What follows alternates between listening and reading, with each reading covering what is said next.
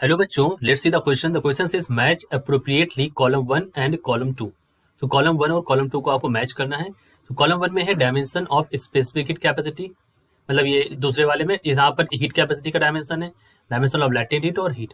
तो चार ये हैं और दो ही यहाँ पर हमें डायमेंशनल फॉर्मूला दे रखे हैं, तो हमें इनमें से मैच करना है।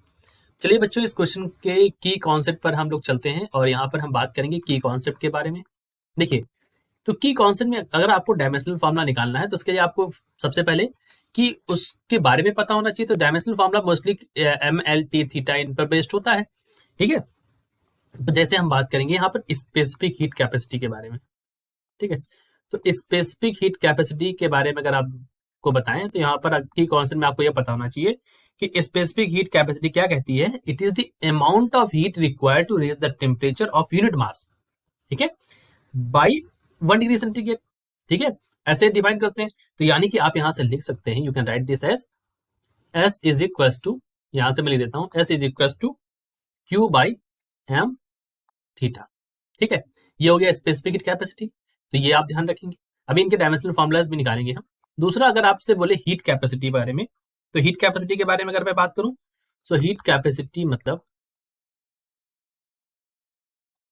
Heat capacity is equal to heat transferred, heat transferred divide by change in temperature, change in temperature. तो एक ये हमारा कॉन्सेप्ट बनकर तैयार होता है, ठीक। इसके बारे में भी बात करेंगे। उसके बाद लैटेंट हीट के बारे में अगर मैं बात करूं, सो लैटेंट हीट के बारे में आपको पता होना चाहिए। लैटेंट हीट क्या होती है? लैटेंट हीट, देखो, लैटेंट हीट का मतलब होता है heat upon mass, heat upon mass. क्योंकि आपने फॉर्मुला तो पढ़ा होगा, Q is equal to M L, right. Q is equal to M L आपने पढ़ा होगा, तो L is equal to Q by M, तो हीट अपॉन मास आ गया, ठीक। चौथा, फोर्थ वाला जो है यहाँ पर, वो हम यहाँ पर बात कर लें। तो फोर्थ वाला यहाँ पर जो आ जाएगा, दैट इज अवर कि यहाँ पर हीट के बारे में। तो हीट के बारे में अगर आप यहाँ पर जानोगे, तो हीट एक प्रकार की क्या है, हीट एक प्रकार की यहाँ पर एनर्जी के रूप में लेंगे। सो एनर्जी ई होता है, ई इज इक्वल टू क्या होता है, एनर्जी को अगर आपको निकालना है सो एफ इंटू डी निकालो, ठीक है। तो एफ इंटू डी निकाल लोगे तो एनर्जी, मतलब डायमेंशनल फॉर्मूला निकालने के लिए इस तरह से भी हम सॉल्व करते हैं। अब यहाँ पर ये सभी फॉर्मुलेज के डायमेंशनल फॉर्मुले के बारे में अब हम बात करेंगे। तो देखो बच्चों कि यहाँ पर अगर Q बाई एम थीटा वाले के लिए बात करें तो Q इज इक्वल टू क्या होता है। देखो Q यहाँ से सबसे पहले आप Q निकाल लो, हीट का निकाल लो, तब आप यहाँ पर आ जाओगे तो इजी रहेगा। तो Q का अगर आप निकालो यहाँ से, तो हमने आपको बताया यहाँ से कि यहाँ पर अगर आप निकालोगे सो एफ इंटू डी कर लो, तो वो भी हमारा हीट के लिए आ जाएगा। सो हीट के लिए यहाँ पर निकालेंगे, so for heat it is equal to, F का पता है, एफ का आपको याद रखना चाहिए, एफ इज इक्वल टू क्या होता है, एम इंटू ए होता है। तो एम का एल हो गया, मतलब एम का एम हो गया, मास इंटू एक्सलेशन, एक्सलेशन का क्या हो गया, एल टी माइनस टू, ठीक है। एक्सलेशन क्या होता है, एल टी माइनस टू, ठीक है। और यहाँ पर एक डिस्प्लेसमेंट भी है, ठीक है। तो एक एल और ऐड हो जाएगा तो एल स्क्वायर हो जाएगा। तो हीट का क्या हो गया, M L square T minus two, ठीक है। तो हीट के लिए हमारे पास क्या हो गया, M L square T minus two. So we can write this as, या आप इसको ऐसे ले सकते हैं, M one L two T minus two, ठीक है, इस फॉर्म में। तो ये हमारा हीट के लिए आ गया।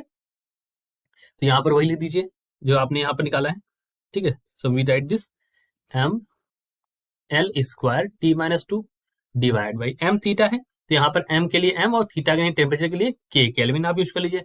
सो एक एम से एक एम चला जाएगा, तो यहाँ पर आपके लिए क्या आ जाएगा, what you will get this as L two T minus two के माइनस वन, ठीक है। ये हो गई। अब यहाँ पर अगर हीट कैपेसिटी के लिए आ जाओ, तो हीट कैपेसिटी के लिए क्या होता है, हीट कैपेसिटी के लिए formula M L square T minus two heat वाला, और चेंज इन टेम्परेचर को अगर आप थीटा से लिखो तो थीटा या के से लिखो, थीटा या के कुछ भी लिख सकते हो आप यहाँ पर। तो ये हो जाएगा बच्चों M L square T minus two, और यहाँ पर आपका क्या हो जाएगा, थीटा माइनस वन, ठीक है। ये बात हो गई। फिर आप लैटेंट हीट पे आ जाओ। लैटेंट हीट का यहाँ पर आपको पता है हीट अपॉन मास, सो हीट का भी पता है आपको और यहाँ पर मास का भी।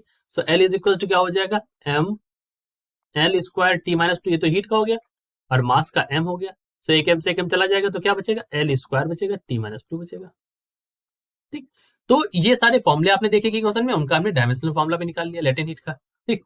तो देखिए लेटेंट हीट वाला जो है L square T minus to, वो तो बी वाले में दे रखा है, सो इसको लेटेंट हीट से जोड़ देंगे, तो बी वाले को आर से, ठीक। फिर उन्होंने कहा है M L square T minus two, ये हीट का आपको समझ में आ गया, तो इसको आप हीट वाले जोड़ दीजिए, ठीक है। तो ए वाले को हमने जोड़ दिया एस से, और इस ए वाले को जोड़ दिया एस से, और बी वाले को लैटिन हीट से, ठीक है। So I can also write this as a 2s b2 and r। ठीक, बाकी सभी के बारे में मैंने बता दिया। So this is our answer. I hope you understood it well. Best of